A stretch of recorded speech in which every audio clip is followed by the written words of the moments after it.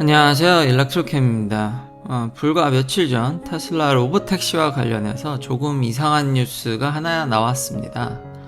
테슬라가 라스베가스에서 로보택시를 무려 5,000대나 운영하겠다고 신청했는데 네바다 당국이 허가한 숫자는 겨우 10대였다는 내용이었습니다.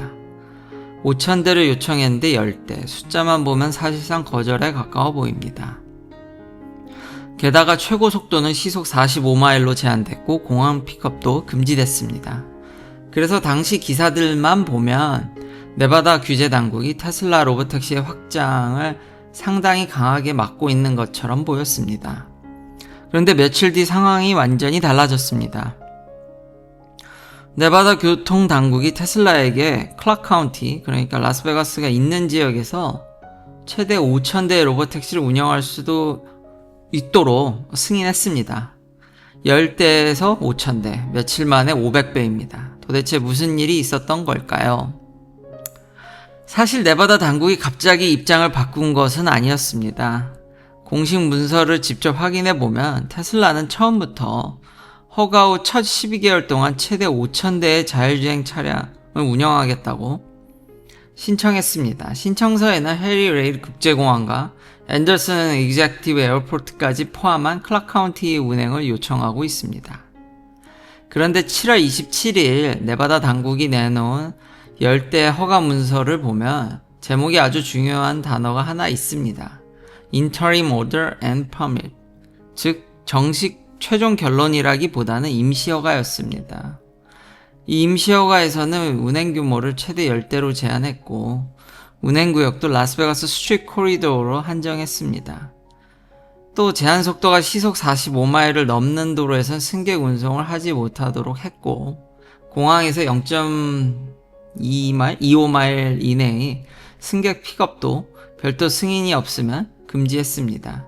사고나 시스템 장애가 발생하면 한 5 영업일 이내에 보고하도록 하는 조건도 붙였습니다.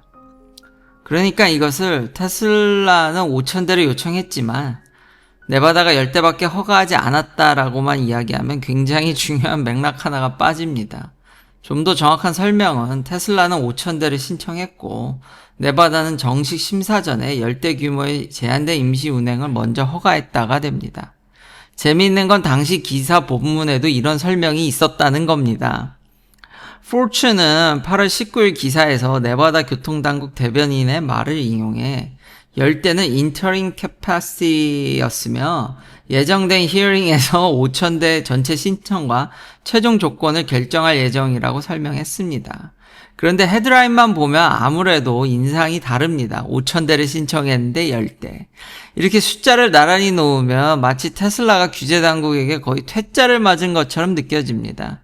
하지만 실제 절차는 아직 끝나지 않았던 겁니다. 그리고 정식 심리가 진행된 뒤 결국 네바다는 테슬라에게 최대 5,000대 운행 규모를 승인했습니다. 웨이모와 우버도 각각 최대 1,000대 규모의 승인을 받았습니다. 여기서 한 가지는 분명히 해야 합니다.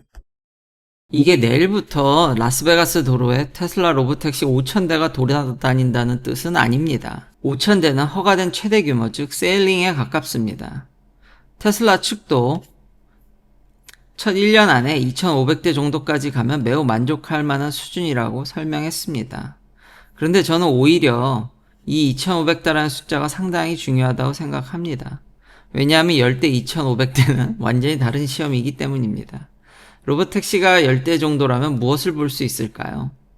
FSD가 실제 도로에서 잘 운전하는지, 차량이 승객을 태우고 목적지까지 갈 수 있는지, 문제가 생기면 원격 지원이 가능한지 이런 기술적인 검증을 할 수 있습니다. 그런데 차량이 1,000대를 넘어가기 시작하면 질문 자체가 달라집니다.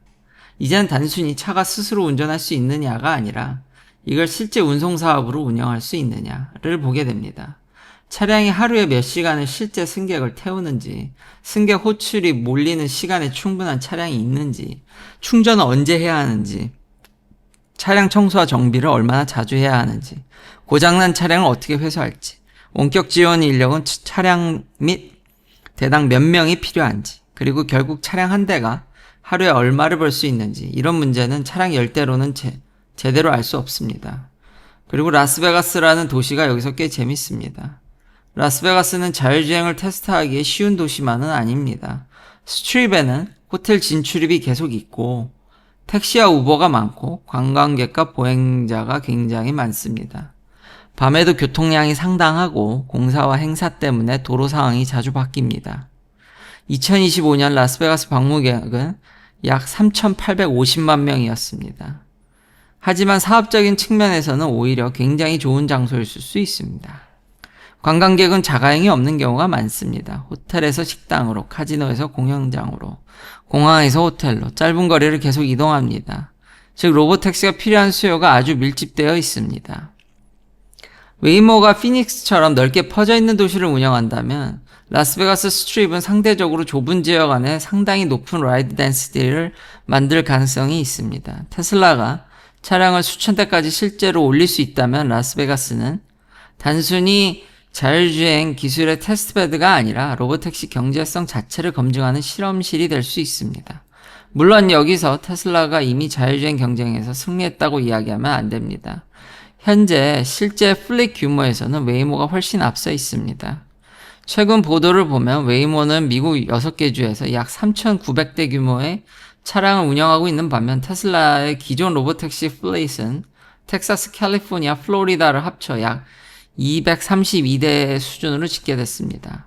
이 숫자만 보면 아직 격차가 상당합니다. 그래서 이번 5,000대 승인을 테슬라가 웨이모를 이겼다라고 해석하는 것도 지나칩니다. 오히려 더 정확한 의미는 이겁니다. 테슬라가 이제 웨이모와 비슷한 규모의 플릿을 실제로 따라가 볼 수 있는 규제상의 공간을 확보했다. 지금까지 테슬라의 강점은 수백만 대의 소비자 차량에서 FSD 데이터를 얻을 수 있다는 것이었습니다. 반면 웨이모의 강점은 실제 유료 로보택시 플릿을 오랫동안 운영하면서 운송사업 자체의 경험을 쌓았다는 것이었습니다. 테슬라가 라스베가스에서 1,000대, 2,000대, 그리고 정말 2,500대까지 늘리기 시작하면 이 차이가 조금씩 줄어들 수 있습니다. 그리고 이번 사건에서 저는 한 가지가 흥미로웠습니다. 불과 며칠 전까지는 5,000대를 생산했는데 겨우 10대밖에 허가받지 못했다는 뉴스였습니다.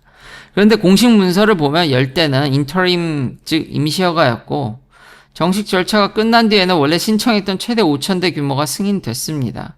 그래서 뉴스의 숫자 하나만 보면 완전히 다른 결론을 내릴 수도 있습니다. 하지만 저는 이번 승인에서 더 중요한 건 5,000이라는 숫자 자체가 아니라고 생각합니다. 지금까지 테슬라 로보택시를 둘러싼 가장 큰 질문은 FSD가 정말 사람 없이 운전할 수 있는가 였습니다. 그런데 차량이 수천 대 규모로 실제 확대된다면 질문이 달라집니다. 이 기술을 실제 사업으로 확장할 수 있는가? 차량을 얼마나 싸게 만들 수 있는지, 한 대가 하루에 얼마나 오래 운행할 수 있는지, 사람의 개입이 정말 얼마나 적게 필요한지, 그리고 최종적으로 우버나 웨이모보다 더 낮은 비용으로 운송 서비스를 제공할 수 있는지, 이제 테슬라는 라스베가스에서 그 질문을 실제 숫자로 보여줘야 합니다. 그리고 만약 2,500대 수준까지 정말 도달한다면 그때부터 테슬라 로보택시를 단순히 FSD 데모라고 부르기는 상당히 어려워질 것 같습니다. 긴 영상 시청해주셔서 감사합니다. 다음도 테슬라 관련 이야기들로 찾아뵙겠습니다.